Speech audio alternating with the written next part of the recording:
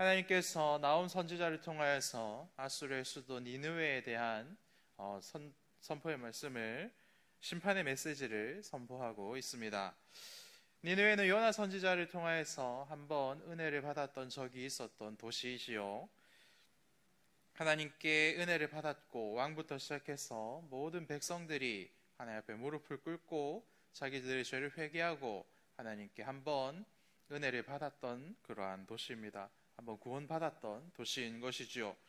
결국은 어떻습니까? 이 도시의 결국은 이 사람들이 한 번은 회개하였고 한 번은 하나님께 기회를 받았지만 그이들의 결국은 이들의 죄를 멈추지 않았고 계속 자라나서 결국엔 하나님의 심판대 앞에 서게 되었다. 이것이 나홈을 통하여서 아수르에게 선포되어진 말씀입니다.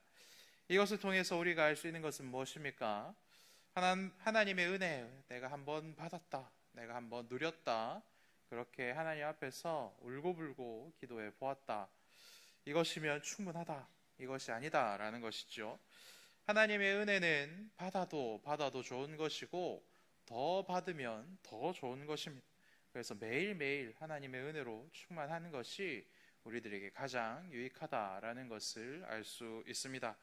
은혜보다 좋은 게 없습니다. 매일 하나님의 은혜로 충만한 여러분들 되시기를 소망합니다.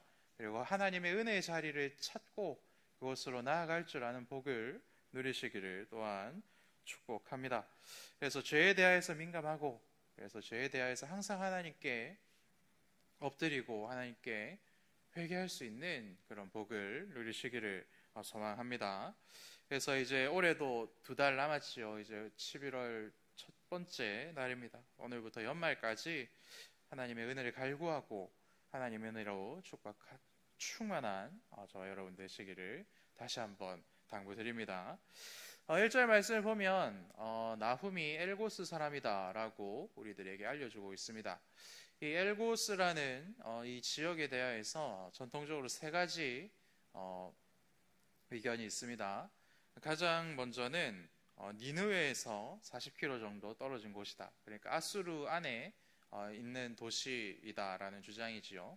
그래서 이 주장이 맞으려면 나훔은 아수르에게 포로로 잡혀왔던 사람들의 자손이고 그곳에서 태어난 사람이어야 합니다.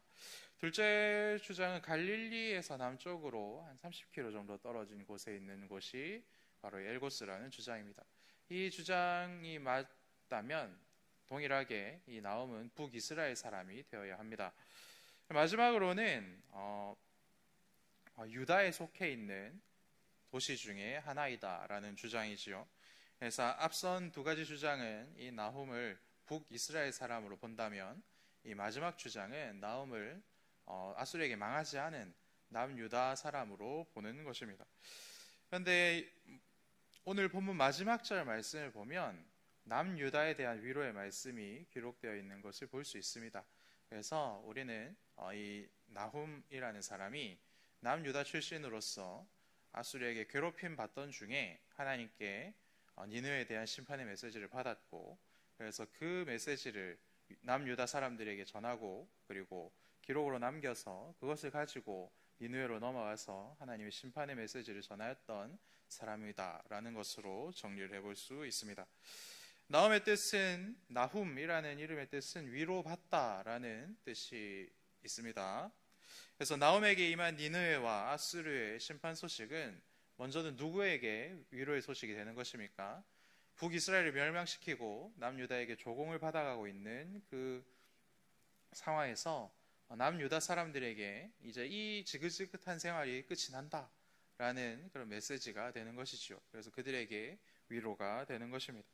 그리고 2번째로 니느웨에게도 마지막으로 이 심판의 메시지를 선포하였기 때문에 마지막으로 하나님께서 주신 기회 그리고 위로의 말씀이 되었습니다. 니느웨에 마지막으로 하나님의 심판의 메시지가 선포되었고 위로의 메시지가 선포되었지만 니느웨 사람들은 스스로 하나님께서 주신 그 위로의 말씀을 걷어차 버렸다. 이것이 우리가 또 확인할 수 있는 것이지요. 그래서 하나님은 지금도 복음을 선포하심으로 어려움을 처한 사람들 그리고 죄를 저지르는 사람들에게 마지막 위로과 구원의 메시지를 선포하시는 분이다라는 것을 우리는 확인할 수 있습니다. 하나님의 복음을 잘 받아들여서 진정한 위로를 그리고 진정한 은혜를 계속해서 매일매일 누리는 사람도 있고, 그것을 한 번 정도 경험해 본 것으로 만족하고 더 이상은 그런 위로의 말이 그리고 이런 심판의 메시지가 나에게 필요하지 않다라고 생각하고 그것을 자기 스스로 걷어차 버리는 그런 어리석은 인생들도 있습니다. 우리의 유일한 위로자 되시는 하나님을 끝까지 붙들 수 있는 그러한 은혜의 복을 누리시기를 축복합니다. 그렇다면 우리가 오늘 이 새벽에 붙들어야 할 위로자 되신 하나님, 그 하나님은 어떠한 분입니까? 그것을 알아보고 우리 같이 기도하기로 원합니다. 먼저 우리가 알 수 있는 것은 이 하나님, 우리들의 위로를 베풀어 주신 하나님, 그리고 또한 심판을 주시기도 하신 이 하나님은 모든 것을 다스리시는 하나님이시다라는 것을 알 수 있습니다. 그래서 우리는 이러한 하나님을 주권자 하나님이시다, 그리고 모든 것을 다스리는 왕이시다라고 부르고 있습니다. 이것을 우리가 2절을 보면은 확실하게 알 수가 있지요. 하나님은 질투하신다, 하나님은 반드시 보복하신다라고 나훔이 고백하고 있습니다. 그런데 여러분, 조금 이상하지 않습니까? 우리 어릴 때 이런 찬양 배웠죠. 아름다운 마음들이 모여서 주의 은혜 나누면 우리가 예수님을 따라 사랑해야지.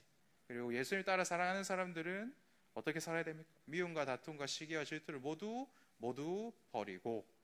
기억나십니까? 저만 미움, 다툼, 시기, 질투 버리고 우리 서로 사랑해. 이게 우리가 어려서부터 배운 하나님의 말씀이지 않습니까? 그런데 우리가 하나님 믿으면, 그리고 예수님을 사랑하면 우리 속에 있는 미움과 다툼과 시기와 질투를 버려야 된다. 그것이 자연적으로 소멸된다라고 배우고 가르쳤는데, 왜 정작 하나님은 질투하는 분이시고 보복하는 분이십니까?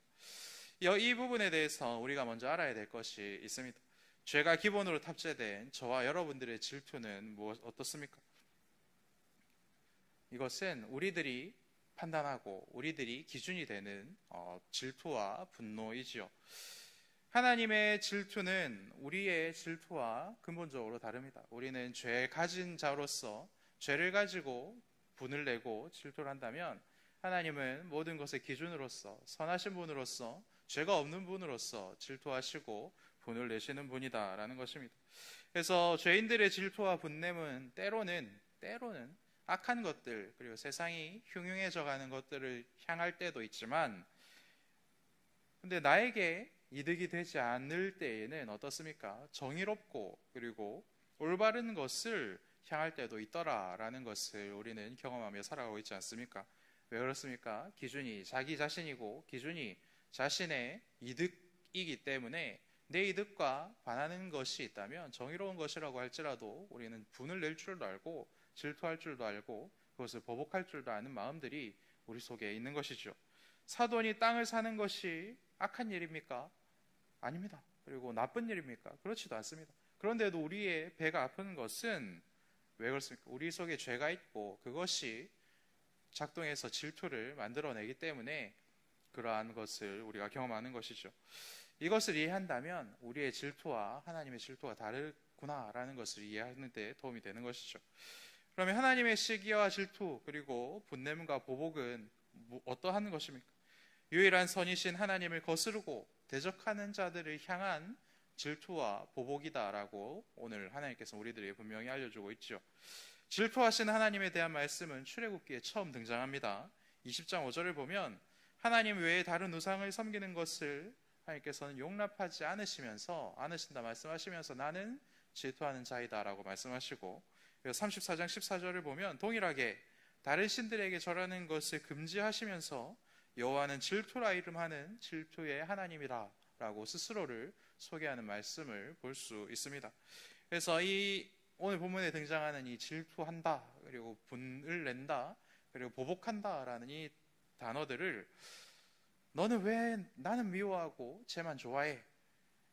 라고 생각하는 수준에서 하는, 우리들의 수준에서 하는 그런 짝사랑 정도의 수준이 아니라 진리를 떠나고 그리고 온전한 선이신 하나님을 떠나는 것을 경고하는 하나님의 경고와 심판의 메시지, 하나님의 안타까운 마음이다라고 우리는 읽을 수 있어야 하는 것이죠. 그래서 하나님이 질투하실 때는 언제입니까? 당신의 백성들인 이스라엘 백성들이 하나님을 떠날 때이고, 그리고 이방인들이라고 할지라도 그들의 죄를 돌이키지 아니하고 계속해서 흉악하게 살아갈 때 하나님께서는 또한 질투하시고 안타까워하시고 그들의 죄를 심판하는 분이시다. 이것을 우리들에게 알려주고 있습니다. 그래서 믿는 자, 믿지 않는 자 모두를 다스리시는 분이 바로 하나님이시다라는 것을 우리 오늘 말씀을 통해서 알 수 있는 것이지요. 그런데 이토록 죄에 대해서 정확하게 질투하시고 미워하시고 죄를 허락하지 않고 벌 주시는 하나님을 왜 모든 사람들이, 그리고 교회에 다니고 하나님 믿는 사람들도 잘 깨닫지 못하고 여전히 자기 죄에 빠져서 살아가는 모습들을 보여줍니까? 그 이유가 3절에 기록되어 있습니다. 왜 그렇습니까? 하나님이 너무나도 오래 참으시는 분이다. 그것이죠. 그래서 권능이 너무 크셔서 하나님이 노하시는 것을, 그리고 성내시는 것을 더디하시는 분이기 때문에 굉장히 많은 인생들이 이런 하나님에 대해서 잘 알지 못하고 여전히 자기 마음대로 살아가고 있다라는 것이죠. 그런데 우리가 분명히 알아야 될 것은 무엇입니까? 하나님은 노하기를 더디하시는 분이시고 인애와 자비가 많으신 분이시지만, 하지만 하나님은 벌 받을 자를 결코 내버려 두거나 모르는 체 하거나 그냥 두는 분이 아니다라는 것이죠. 확실히 보복하시고 확실히 심판하는 분이시다. 누구도 마지막 날 심판의 때에 그 심판자의 그 재판을 피할 길이 없다. 이것을 하나님께서는 분명히 알려주고 있는 것입니다. 그렇다면 여러분, 그 어떤 죄인도 예외 없이 심판하시고 벌 주시는 이 하나님이 우리들에게 은혜가 되는 것은 어떠한 이유이겠습니까? 우리가 세상에서 너무 억울한 일을 당하여 곤경에 처한다고 할지라도 하나님이 그 모든 것을 해결해 주신다. 하나님이 끝내는 그것을 기억하시고 하나님께서 그것을 재판해 주신다라는 믿음을 하나님께서는 우리들에게 주시는 것이죠. 이것이 오늘 본문 7절에 가장 잘 나타납니다. 7절이 이야기한 하나님은 어떠한 하나님입니까? 여호와 하나님은 선하신 분이시다. 그리고 환난 날에 우리의 산성이 되신다. 그리고 산성에 들어가는 모든 자들을 하나님께서 잊지 않으시고 모두 다 알아주신다. 이것이 7절에 기록된 말씀입니다.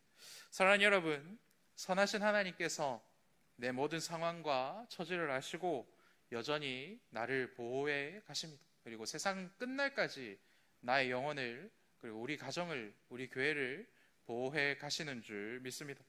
어제 성남에서 잠실로 넘어오게 됐는데 남한산성 입구를 이렇게 지나오게 되었습니다. 가보신 분들은 아시지요? 남한산성 입구로 올라가는 길도 굉장히 가파랐습니다. 굉장히 험한 길이었습니다. 그런데 남한산성은 어떻습니까? 그 입구를 한참을 올라가야 또 남한산성이 있는 것이죠.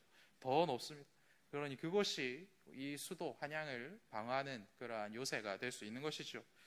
많은 적들이 몰려와도 높은 요새 안에 들어가 있으면 안전함을 누릴 수 있고 평안함을 누릴 수 있듯이 이 세상에서 그 어떤 요새보다 높으신 하나님께 우리가 매달리면, 하나님 품에 안기면 그 어떤 것도 우리를 해할 수 없다라는 것을 여러분들 믿고 힘을 내시고 용기를 얻으시길 바랍니다. 우리가 큰 어려움을 얻을 수도 있지요. 사업이 어려워질 수도 있고 큰 병을 얻을 수도 있고 원치 않은 그러한 비난을 당할 때도 있고 때로는 억울한 누명을 쓰기도 합니다. 그래서 누구도 내 편이 되어주지 않는 것 같다라는 그런 외로운 생각이 들 때도 있습니다. 그런데 그때에 사람을 의지하지 마시고 높은 산성이요 요새이신 예수 그리스도와 하나님을 의지하여 하나님 손에 붙들린 바 되시기를 소망합니다. 우리가 그 어려운 순간에 즉시 하나님께로 달려가면 하나님 나를 품어주시고 지켜주시고 알아주시고 이 세상의 그 어떤 악한 것들에게도 우리를 내어주지 않습니다. 이 세상의 논리는 어떻습니까? 처음에는 강한 나라들이 약한 나라들을 도와주는 것처럼 하다가도 그 강한 나라들이 이제 계산을 해봐서 이제는 우리들에게 크게 도움이 안 된다 싶으면 어떻습니까? 적당한 선에서 이제 다른 적국들에게 이렇게 내어주는 것이 이 세상의 원리고 원칙이지 않습니까? 그런데 이 하나님, 우리의 하나님, 우리 아버지 되신 하나님은 결코 악한 것들에게 우리를 내어주지 않으시고 자신을 십자가에 매다시고 그리고 자신을 우리들을 대신해서 내어주시는 분이십니다. 이러한 하나님을 온전히 붙들 수 있는 은혜를 누리시기 바랍니다. 그리고 그 하나님을 온전히 신뢰하시길 바랍니다. 사랑하는 여러분, 오늘 하루도 온 세상을 다스리는 질투하시고 보복하시는 하나님을 사랑하여 내 마음속에 있는 미움과 다툼과 시기와 질투를 모두 다 아낌없이 버리는 복을 누리시길 바랍니다.